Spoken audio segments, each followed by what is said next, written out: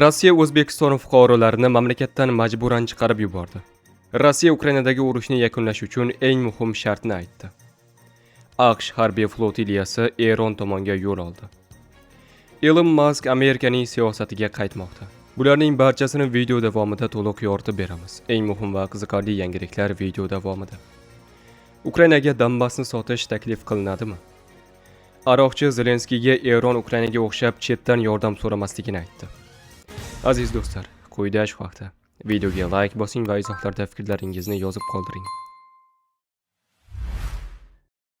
O'zbekiston, Ozarbayjon, Tojikiston, Qirg'iziston va Qozog'istonning 15 fuqarosi Amur viloyatidan majburan chiqarib yuborildi. Chet elliklar Rossiyaga kirish va yashash qoidalarini buzishdi.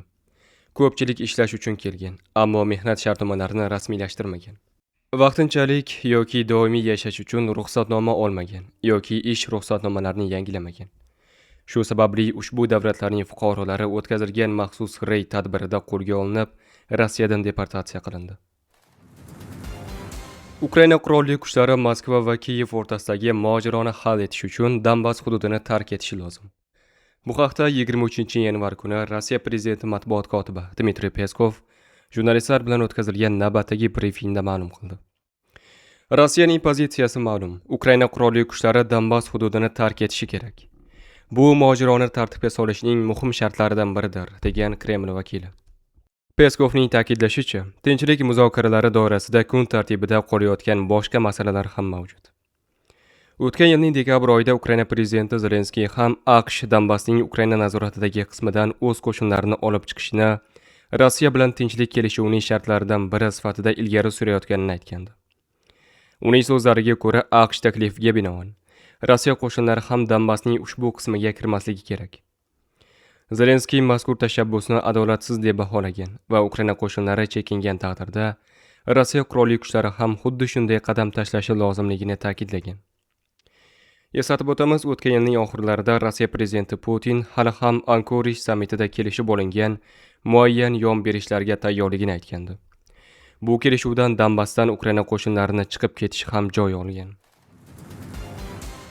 AQSh prezidenti Donald Trump mamlakatining katta harbiy floti Yaqin Sharqqa yo'l olayotganini ma'lum qildi. Bu haqda u 23-yanvar kuni Air Force One portida jurnalistlar bilan suhbatda aytib o'tdi. Men hech narsa sodir bo'lmasligini istardim, ammo biz vaziyatni juda diqqat bilan kuzatyapmiz. Juda katta flot ushbu yo'nalishda harakatlanmoqda. Balki undan foydalanishga hojat ham qolmas. Ko'ramiz, degan Trump. Isroilning Haaretz nashri 2 nafar amerikalik rasmiyning so'zlariga tayanib xabar berishicha, AQSh Yaqin Sharqqa USS Abraham Lincoln aviatsiya tashuvchi kemasini, shuningdek esminetslar va qiruvchi samolyotlarni ham yuborgan. Ular o'tgan hafta Osiyo Tinch okeani mintaqasini tark etgan va yaqin kunlarda Yaqin Sharqqa yetib borishini kutilmoqda. The Jerusalem Post nashri 19-yanvar kuni aviatsiya tashuvchi kema va zarba beruvchi guruhlar Malayziya va Indoneziya o'rtasida joylashgan Malakka bo'g'oziga yetib kelganini yozgan. Eron bilan keskinlik kuchaygan bir paytda Isroil mudofaa armiyasi bosh shtabi boshlig'i general Eyal Zamir Isroil har qanday tahdid soluvchi dushmanga qarshi harakat qilishga tayyor ekanini ma'lum qildi.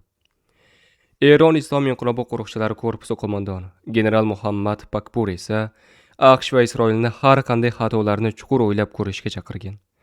Uning aytishicha, aks holda yanada og'ir oqibatlarga duch kelishlari mumkin. Qo'riqchilar korpusi va Eron hozir ham qachongidan ham ko'proq jangovar shay holatda.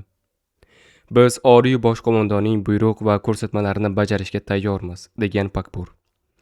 Shuningdek, Eron rasmiylari harbiy harakatlar boshlangan taqdirda Isroil hududi hamda Yaqin Sharqda joylashgan AQSh harbiy bazalari qonuniy nishonlarga aylanishini ogohlantirgan. Qayd etish joiz, o'z chiqishlaridan birida Trump Eronda Oyatulloh Ali Xumonoy boshqaruviga barham berish kerakligini bildirgan edi. AQSh prezidentining ta'kidlashicha, Islom Respublikasi rahbari mamlakatning to'liq vayron bo'lishi va misli ko'rilmagan darajadagi zo'ravonliklar uchun mas'uldir. Shuningdek, Trump bir necha bor Eron hukumati namoyishlarni shafqatsiz bostirsa va insonlar halok bo'lsa, eronlik norozilarga yordam berishini aytgan. Keyinchalik u ohangini yumshatib, Eron namoyishchilariga nisbatan o'lim jazolari bekor qilingani sababli Tehronga zarba bermaslikka shaxsan qaror qilganini ma'lum qilgan. Dunyoning eng taniqli milliarderlaridan biri Elon Musk sobiq prezident Donald Trump bilan yuzaga kelgan kelishmovchiliklarni bartaraf etdi va endi Respublikachilar partiyasiga yordam berishni maqsad qilmoqda. U ayniqsa kuzgi o'rta muddatli kongress saylovlarida partiya muvaffaqiyatga erishishi uchun o'z tajribasi va resurslarini safarbar qilmoqchi. Ekspertlarning fikricha, agar respublikachilar bu saylovlarda yutqazsa, bu Trampning prezidentlik davrining qolgan muddatida siyosiy ta'sirini sezilarli darajada kamaytirishi mumkin. Shu bois Elon Muskning siyosiy maydonga qaytishi va Tramp bilan kelishuvga erishishi AQSh siyosatida katta e'tiborga molik voqea hisoblanadi. Bu yangilik nafaqat milliardlar dunyosida, balki Amerika siyosiy kuchlar muvozanatida ham katta ahamiyatga ega. Italiyaning Corriere della Sera nashri xabar berishicha, AQSh prezidenti Tramp Ukrainaga urushni yakunlash bo'yicha bahsli taklif qilgan. Unga ko'ra, Ukraina Donetsk viloyatining Rossiya hozircha to'liq nazorat qilmayotgan bir qismini topshirishi mumkin. Manbalarga ko'ra, Tramp va Ukraina prezidenti Zelenskiy Davosdagi Jahon iqtisodiy forumi doirasida taxminan 1 soat davom etgan yopiq uchrashuv o'tkazgan. Aynan shu uchrashuvda urushni tugatish rejasi muhokama qilingan. Taklifning asosiy sharti shundan iboratki, Ukraina Donbass hududining bir qismini Rossiyaga berishi mumkin. Buning evaziga Kiyevga urushdan keyingi tiklash uchun $800 milliard miqdorida moliyaviy paket ajratilishi, shuningdek AQSh va Yevropa tomonidan xavfsizlik kafolatlari berilishi nazarda tutilgan. Biroq nashr ta'kidlashicha, bu variant Ukrainada juda xavfli va ommabop bo'lmagan qaror hisoblanadi. Chunki hududdan voz kechish masalasi jamiyat va siyosiy doiralarda keskin qarshilikka sabab bo'lishi mumkin. Hozircha bu borada yakuniy kelishuvga erishilmagan. Muzokaralar norasmiy darajada qolmoqda.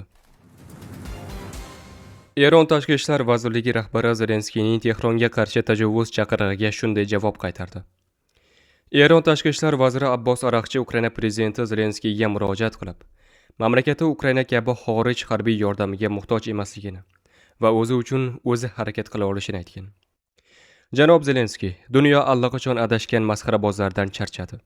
Sizning xorijdan qo'llab-quvvatlanadigan va yollanma askarlar bilan to'ldirilgan armiyangizdan farqli o'laroq, biz eronliklar o'zimizni himoya qilishni bilamiz va chet elliklardan yordam so'rashga muhtoj emasmiz, deb yozgan Araqchi X'dagi sahifasida.